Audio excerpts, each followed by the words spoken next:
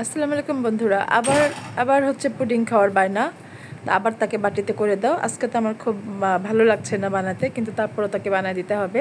সে বলতেছে যে বাটিতে দিলে তো ভালো হয়, এরকম করে নিয়ে খেতে পারি। কিন্তু আমি আজকে বাটিতে করে দেবো না, আজকে আমি আরও তাড়াহুড়া করব। আমার অনেক ঝামেলা। কিন্তু এর মধ্যেই আমি দেখেন 4টা ডিম নিয়ে নিলাম। এটাকে আমি এখন ফেটে নিব। ফেটে নিয়ে দুধটা আমি চুলা জাল করে দিয়ে দিয়েছি। যেই হাঁড়িতে দিয়েছি দুধ, আমি সেই হাঁড়িতে আজকে এটা পুডিং বানিয়ে দেখাবো। এখানে আমি দুধ নিয়ে নিলাম, জাল দিয়েছি এখানে 1 লিটারের মতো। এটা জাল হচ্ছে, এটা জাল হয়ে আসলে একটু ঘন না হইলে তো পুডিংটা জমে না। দুধটা আমার একটু ভালো করে জাল দিতে হবে। আপনারা যারা আমার এই ভিডিওটা দেখছেন, প্লিজ আসলে ভালো মন্দ কিছু হলে বলবেন, ভালো এটা মন্দ এটা, হ্যাঁ ভালো মন্দ না বললে তো জানবো না। আর কেউ যদি মনে করেন যে কোনো কিছু সমস্যা তো মানুষের হতেই পারে। আমি হচ্ছে দুধ জাল দিয়ে দুধটাকে ঢেলে রেখে ওই হাঁড়িতেই এটা হচ্ছে চিনি দিয়ে ক্যারামেল করে নিচ্ছি। সাথে অর্ধেক লেবু চিপে দিয়ে দিলাম, লেবু রসটা দিলে ক্যারামেলটা ভালো হয়। আজকে কিন্তু আমার মন নেই করার মতো, কিন্তু তার জন্য করতেই হবে। সে বলছে যে বাটিতে করে দাও, কিন্তু বাটিতে করলে অনেক ঝামেলা হয়, আমি জানি, অনেক কেয়ারিং করতে হয়। কিন্তু আজকেও আমার সেই ভুলটা হয়েছে। এখানে আমি এই বাটিতে দুধের সাথে আর ডিমটা অ্যাডজাস্ট করে এই বাটিতেই মিলিয়ে নিলাম। তো এই বোলটাতে এখন দেখেন বোলটা ভরে গেছে।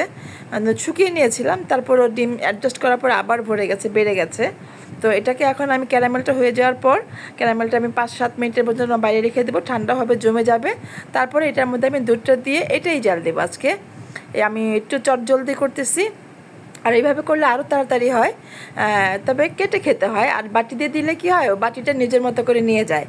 আর এইভাবে দিলে আমাকে কেটে দিতে হয়, তারপরে আবার বাটিতে তুলে দিতে হয়, ঝামেলা আমারই হয়। আর এইভাবে করলে সে স্কুল থেকে আসলো, বাস তার মতো করে নিয়ে এসে খেতে পারলো। আস্তে আস্তে দুধটাকে ঢেলে দিলাম। এখন এটাকে আমি প্রায় 25 থেকে 30 মিনিটের মতো জাল দিব। একটা কথা কিন্তু পুডিং বানানোর সময় সব সময় খেয়াল রাখবেন, দুধ ভালো করে জাল না হলে কখনোই পুডিং ভালো হবে না। দুধ যত ভালো জাল করবেন, পুডিংটা ততটাই টেস্টি হবে এবং ভালো হবে, থকথকে হবে, ভেঙে যাবে না। আর আমি ওই হাঁড়িটাতেই হচ্ছে ক্যারামেল করে নিলাম, চিনি দিয়ে জাল দিয়ে। কেননা ক্যারামেলটা আমি আসলে আমার শরীরটা ভালো নেই, আমি করতে চাচ্ছিলাম না, কিন্তু আমার ছেলেটা বিস্কিট খায় না, বাইরের জিনিস খেতে চায় না। বিস্কিট তো ধরবেই না, সে কেক খাবে আর হচ্ছে পুডিং খাবে। যার দরুন আমি ম্যাক্সিমাম সময়ই, যে আপনারা দেখে থাকবেন, আমি পুডিং করি, কেক করি, আমি বাবুটার জন্যই করি। কিন্তু হ্যাঁ, আমরা মানুষ কম, কিন্তু ও যখন খেতে চায় সেটা করে আমি ভিডিও করে রাখি, আর সেটাই আপনাদের সাথে শেয়ার করি। আমার ক্যারামেলটা আমি 5-7-8 মিনিট বাইরে রেখে একটুখানি জমে গিয়েছে ভালো হয়ে। আর ভালো করে জমে নিলে কি হয়, আর ক্যারামেলটা নষ্ট হয়ে যায় না দুধ দেওয়ার সময়। অনেক সময় আপনারা ইচ্ছে করলে ক্যারামেল করে একটু ফ্রিজেও রাখতে পারেন, ডিপ ফ্রিজে 5 মিনিটের মতো, তাহলে ক্যারামেলটা সুন্দর করে বসে যাবে, জমে যাবে। আর এখন দুধটাকে আমি আস্তে আস্তে দিয়ে দিচ্ছি। দুধটাকে আস্তে দিতে হবে যাতে ভেঙে না যায়, ক্যারামেলটা নষ্ট হয়ে না যায়। আমি যে হাঁড়িতে দুধ জাল দিলাম সেটাতেই আমি আবার ক্যারামেলটা করে নিলাম। দেখেন আমার দুধটার কালারটা কত সুন্দর হয়েছে। দুধ জাল হলে কালার সুন্দর হয় সবসময়। কিন্তু পুডিংয়ের সফলতা, পুডিং বানালে কেউ বিফল হবে না যদি দুধটা ভালো করে জাল দেন। দুধটা ভালো করে জাল দিলে পুডিংটা খেতেও ভালো হয়, মজা হয় অনেক। তো মোটামুটি ভালো হবে, ঘনটা অনেক ঘন হবে। আমি যখন বাটিতে করতাম তাহলে বাটিও 5টা-6টা বাটিতে লাগতো। বাটিতে করলেই ভালো হয়, এটা দেখেছি আমি। কিন্তু আমার শরীর ভালো না, বারবার বলছি, সেজন্য এখন কি করব, বাচ্চা মানুষ চাইলে তো কিছু দিতে হয় বাসায় আসলে, বা আমি না থাকলেও সে এটা খেতে চায়। ফ্রিজ খুলে একটু পুডিং থাকলে বা পছন্দ করে নিয়ে খেতে চায়, হ্যাঁ। আর তা না হলে জ্বর হলেও সে কিছু খাবে না, আমি অসুস্থ হলেও তাকে তুলে দিতে হয়। তো এই জন্য পুডিংটা বানিয়ে রাখি যাতে খেতে মনে চায়, আর খাবেও, আমি জানি।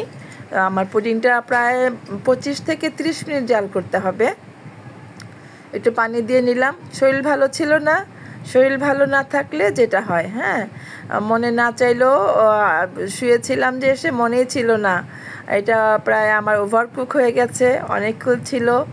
আমি ভুলেই গিয়েছিলাম যে পুডিংটা চুলায় দিয়েছি। আর পুডিংটা আমার করতে একটু, আজকের জন্য আমি জানি বকা খাবো, একটু লাল হয়ে গেছে, বেশি কুক হয়ে গেছে, পানিটা শুকিয়ে গেছে। এই তো ফাইনাল এটা হয়ে গেছে। আমি একটু খেয়ে দেখি কেমন হয়েছে, তা না হলে তো টেস্ট করে তো দেখতে হয়, তা না হলে আমি জানি আমার বাবুটা খুব চুজি, খুব টেস্টের দিকে সে খুব খেয়াল রাখে। কোনো কিছু দিলে তাকে যদি বলি একটু টেস্ট করো, সে বলবে এটা কম হয়েছে, ওটা কম হয়েছে। বুঝতে পেরেছেন? এখানেও আমার একটা টেনশন থাকে।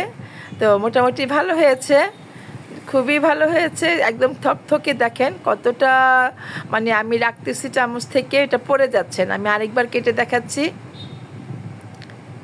দেখেন কতটা সুন্দর হয়েছে। বানাতে পারলে আসলে যদি একটা জিনিস ভালো হয়, দেখেন চামচের সাথে লেগে যাচ্ছে, পড়ে যাচ্ছে না। একটু ভালো যদি হয় তখন না ভালো লাগে যে হ্যাঁ ভালো হয়েছে। যারা চটজলদি করতে চান তারা কিন্তু এইভাবে করে নিতে পারেন, বা যারা ব্যাচেলর তারাও কিন্তু এইভাবে অল্পতে করে নিয়ে খেতে পারেন। যাই হোক, আমার ভিডিওটি যারা দেখলেন প্লিজ আমাকে সাবস্ক্রাইব করে দিবেন, পাশে থাকা বেল আইকনটি প্রেস করে দিবেন যদি ভালো লাগে, যাতে যখনই আমি নতুন কোনো ভিডিও আপলোড করি তাদের কাছে সেটা আপনার কাছে পৌঁছে যাবে। প্লিজ আমার ভিডিওটি দেখে আমাকে সাপোর্ট করবেন, আমাকে ভালোবাসা দিবেন, লাইক দিবেন, কারো ভালো লাগলে শেয়ার করে রাখবেন। এইভাবে যদি আপনারা আমাকে ইন্সপায়ার করেন, আমি নতুন নতুন ভিডিও বানাতে আগ্রহী হব এবং আমার ভালো লাগবে। একটা ভিডিও করতে কিন্তু অনেক কষ্ট হয়, যখন সাপোর্ট করেন তখন কিন্তু অনেক ভালো লাগে। যাই হোক, আমার ভিডিওটি এতক্ষণ সবাই দেখলেন, সবাইকে আমি অনেক অনেক ধন্যবাদ জানাচ্ছি। সবাই ভালো থাকবেন, সবার শুভকামনা করে আজকের মতো এখানে শেষ করছি। আল্লাহ হাফেজ।